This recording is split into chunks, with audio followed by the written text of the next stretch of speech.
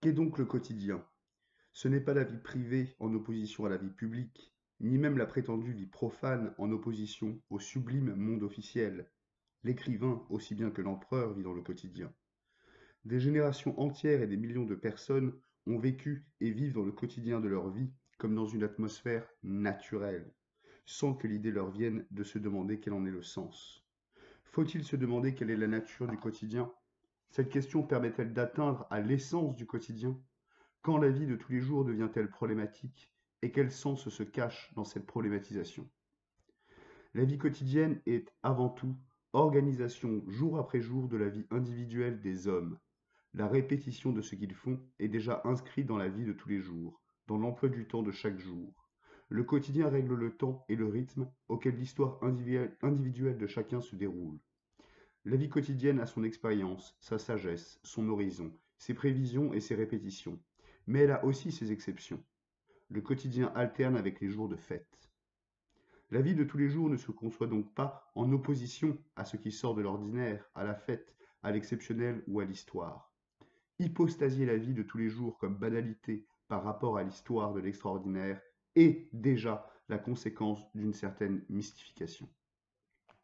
Dans le quotidien, l'activité et le mode de vie se transforment en un mécanisme instinctif, subconscient, inconscient et irréfléchi de l'action et de la vie. Les choses, les hommes, les mouvements, les actions, les objets, le milieu et le monde ne sont pas perçus dans ce qu'ils ont d'originel et d'authentique. Ils ne sont pas examinés ni découverts, mais ils sont tout simplement donnés et recueillis comme inventaire et partie d'un univers connu. Le quotidien se manifeste comme la nuit de l'indifférence, du mécanisme et de l'instinctif, ou comme l'univers du familier. C'est en outre un monde dont les dimensions et les possibilités peuvent être calculées et contrôlées par les capacités individuelles ou les forces de chaque individu.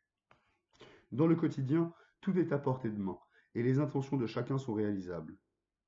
Pour cette raison, c'est le monde de l'intimité, du familier, des fonctions routinières. La mort, les maladies, la naissance, les réussites et les déboires sont des événements prévisibles de la vie de tous les jours.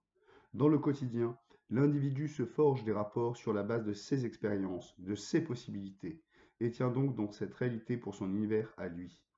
Au-delà des frontières de ce monde du familier, du connu, de l'expérience immédiate, de la répétition, du calcul et du règne individuel, commence un autre monde, qui est l'exact opposé du quotidien. Le heurt de ces deux univers manifeste la vérité de chacun d'eux.